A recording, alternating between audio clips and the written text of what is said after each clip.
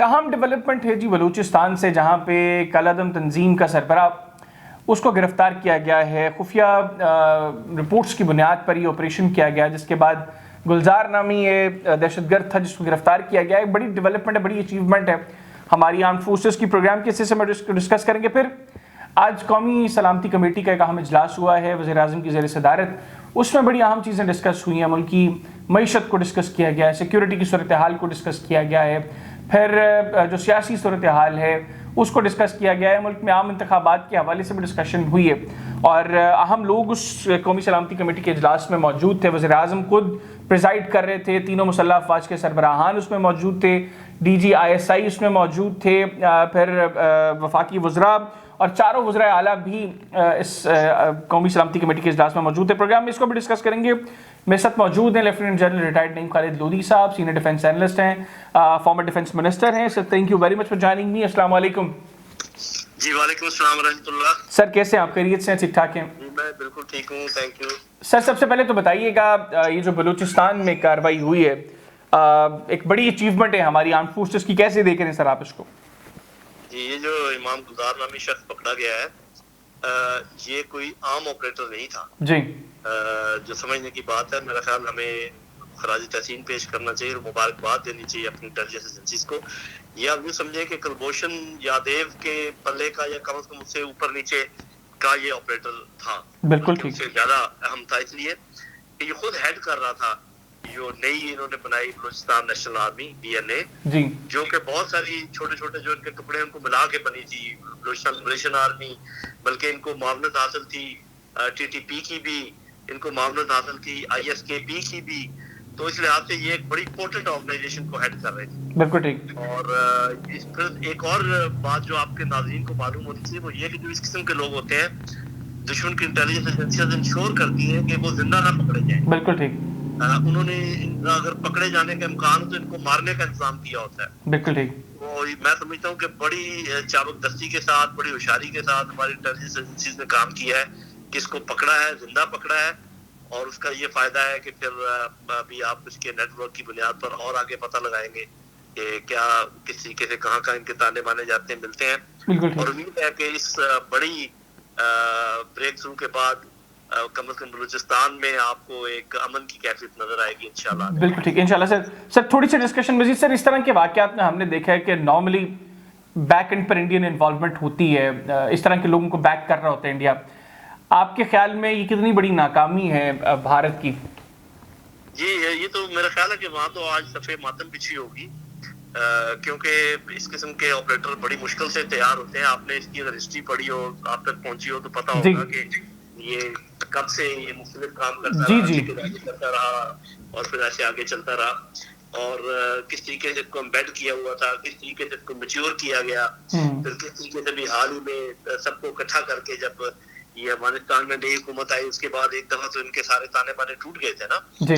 उसके बाद तो दोबारा इनको इकट्ठा किया गया और सारा कुछ। तो बहुत उनकी मेहनत और काविश और पैसा इसमें चला है, लेकिन अल्लाह के फजलो करम से अल्लाह ताला ने उनकी तमाम चालें नाकाम की हैं। ठीक है, हमें कोई नुकसान उठाना पड़ा है, पिछले दिनों अटैक्स हुए हैं सिक्योरिटी फोर्सेस के ऊपर। अब इंशाल्लाह उसका जो सिरा है हमारे हाथ आ गया है।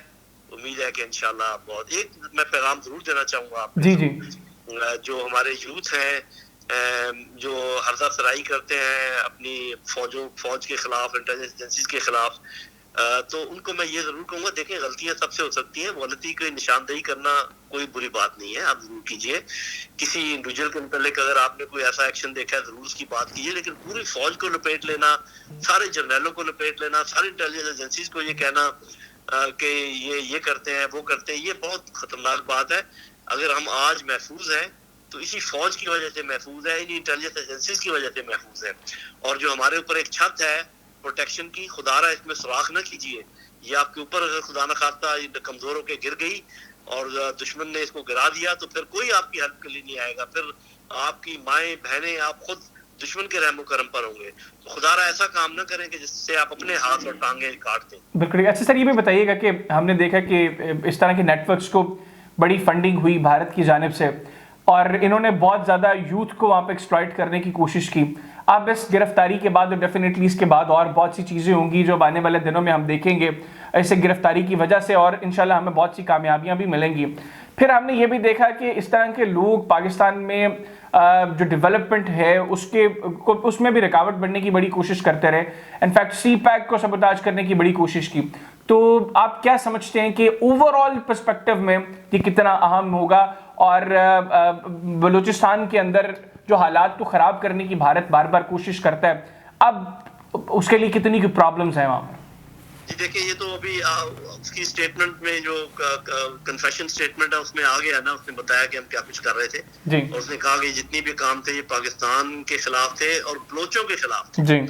ये चीज नोट करने की है कि वो जो काम जो इनके प्लान थे वो बलोचिस्तान की तरक्की के खिलाफ थे, जैसा कि आप कर रहे हैं कि ग्वादर को नहीं बनने देंगे, वहां पर सड़कों का जाल नहीं बिछने देंगे, वहां पर डेवलपमेंट नहीं होने देंगे।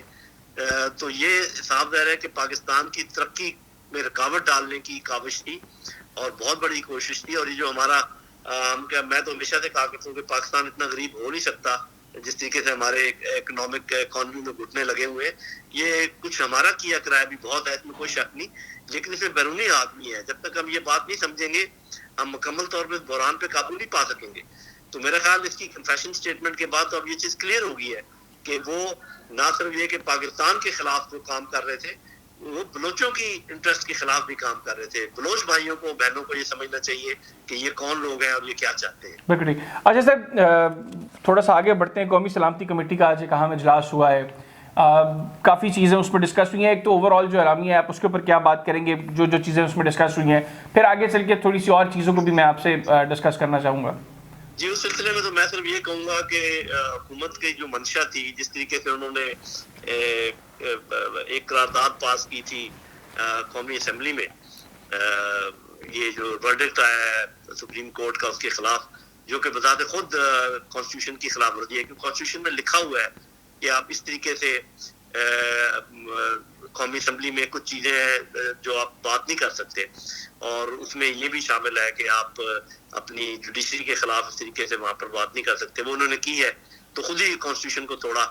उसके बाद आज उनकी ये ख्याल था कि शायद वो नेशनल सिक्योरिटी कमेटी से भी एंडोर्समेंट ले लेंगे और कोई ऐसा बन जाएगा स्टेटमेंट जिससे वो अपना पॉइंट को फिर साबित कर सकेंगे इंतखाबात नहीं हो सकते इन हालात में। लेकिन ऐसी कोई चीज स्टेटमेंट में आई नहीं है। मेरा ख्याल है कि ये बड़ी शिकस्त है हुकूमत के लिए, और मैं सलूट करूंगा अपनी सिक्योरिटी फोर्सेस के सरबराहान को कि उन्होंने जो अपनी बात थी बस वो कही है कि हम दहशतगर्दी के खिलाफ जंग जारी रखेंगे और लड़ते रहेंगे। लेकिन ये दो बातें शामिल नहीं की। एक तो ये कि ये उन्होंने नहीं कहा कि जी हालात ऐसे हैं कि इलेक्शन नहीं हो सकते, और दूसरा उन्होंने ये नहीं कहा कि अगर इलेक्शन हुए तो हम अफरादी कुव्वत फराहम नहीं कर सकेंगे।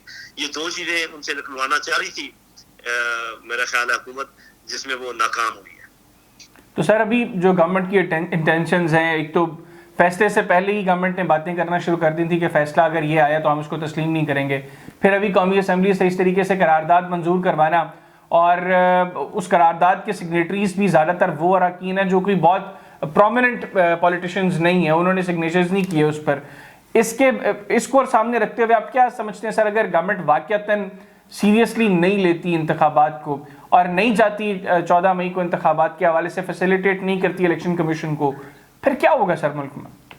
मेरा ख्याल है कि अभी एक तो ये है कि जो फ्लेक्सिबिलिटी आई है पीटीआई की तरफ से वो खुशाइंद है जी। उन्होंने कहा है कि हम बैठकर बात करने को तैयार है, और ये जो 90 दिन से टाइम आगे बढ़ गया है इसको मिलकर हम एक अमेंडमेंट कर लेते हैं कॉन्स्टिट्यूशन में, वन टाइम अमेंडमेंट, ताकि इसको कवर किया जा सके। और अगर हुकूमत चाहती है कि इंतखाबात इकट्ठे एक ही दफा हो तो इस तारीख को के रद्द बदल के बारे में भी शायद उन्होंने दिया है कि चले हम जुलाई तक ले जाते हैं, जून तक ले जाते हैं, और सारी असम्बली आप तहलील करें और हम इकट्ठे इंतखाबात करा लेते हैं। लेकिन मेरा नहीं ख्याल कि हुकूमत ये चाहे। अगर तो मैं समझता हूँ कि अगर हुकूमत लॉन्ग टर्म का सोचे, अपनी लंबी पोलिटिकल लाइफ का सोचे, फिर तो उनको इंतखाबात की तरफ जाना चाहिए, जो कि वो जीतेंगे तो नहीं, लेकिन कम अज कम एक उम्मीद पर रहेगी कि वो अपोजिशन में बैठेंगे, और अगर पीटीआई ने डिलीवर ना किया तो फिर ये मसाइल होंगे, तो कोई ना कोई उम्मीद हो सकती है। लेकिन अगर ये डिस्क्वालीफाई हो गए, जो कि मेरा ख्याल है कि अगर ये इसी लाइन पर चलते रहे तो फिर शहबाज शरीफ के डिस्क्वालीफाई होने के बड़े चांसेस हैं, तो ये अपनी सारी कश्तियां जला बैठेंगे। तो मुझे नहीं पता ये क्या सोच रहे हैं, लेकिन एक बात तो पक्की है कि इंतखाबात तो अब होने जा रहे हैं। बिल्कुल ठीक हो गया, बिल्कुल ठीक हो गया। Thank you very much sir, अपने प्रोग्राम के लिए खुसूसी तौर पर वक्त निकाला। नाज़रीन, lieutenant general retired Naeem Khalid Doodhi साहब हमारे साथ टेलीफोन लिंक पर मौजूद थे। उनकी गुफ्तगू आपने तफसीलन सुनी। अहम डेवलपमेंट है बलूचिस्तान को लेकर, हमारी आर्म फोर्सेस ने ये जो कार्रवाई की है, जो जनरल साहब ने भी हाईलाइट किया कि आम तौर पर जब इस तरह के लोग, उनकी गिरफ्तारी का किसी तरह कोई खदशा हो, तो वो लोग जो उनको फैसिलिटेट कर रहे होते हैं, उनको बैक एंड पर फैसिलिटेशन प्रोवाइड कर रहे होते हैं, उनकी कोशिश ये होती है कि उनकी ज़िंदा गिरफ्तारी को नामुमकिन बनाया जाए। तो यकीनी तौर पर ये एक अहम अचीवमेंट है हमारी आर्म फोर्सेस की, जिस पर हम अपनी आर्म फोर्सेस को खराज तहसीन भी पेश करते हैं, सैल्यूट करते हैं उन तमाम बहादुर फौजियों को जो इस मुल्क की खातिर, इस मुल्क में अमन की खातिर जिन्होंने कुर्बानियाँ पेश की और जो आज भी जो है वो फ्रंट लाइन पर पाकिस्तान के दिफा के लिए मौजूद है। हमारे लिए वो तमाम फ़ौजी बहुत काबिल एहतराम है और ये बहुत बड़ी अचीवमेंट है। जिस जनरल साहब ने कहा कि कुलभूषण यादव के बाद इस तरह के का नेटवर्क पकड़े जाना, इस तरह का शख्स पकड़ा जाना जो इतना हाई प्रोफाइल वो मुल्क में टेररिज्म को लेकर, ये बताता है कि हमारी आर्म फोर्सेस अल्हम्दुलिल्लाह तैयार हैं। और अब इंशाल्लाह बलूचिस्तान के अंदर जो उसकी कन्फेशन स्टेटमेंट के अंदर भी जिक्र है कि मैंने बलूचों और पाकिस्तान के ख़िलाफ़ जो है वो हम लोग कार्रवाइयाँ कर रहे थे, तो इंशाल्लाह बलूचिस्तान की यूथ को जो एक्सप्लॉइट करने की कोशिश कर रहे हैं और बलूचिस्तान की तरक्की की राह में रुकावट बनने की कोशिश कर रहे थे, इंशाल्लाह वो चीज़ें ख़त्म होंगी और तरक्की का एक नया बाब जो है वो बलूचिस्तान में शुरू होगा। आज के प्रोग्राम से मुझे इजाज़त दीजिए, अगले प्रोग्राम में इंशाल्लाह फिर मुलाकात होगी। अल्लाह हाफ़िज़। पाकिस्तान जिंदाबाद।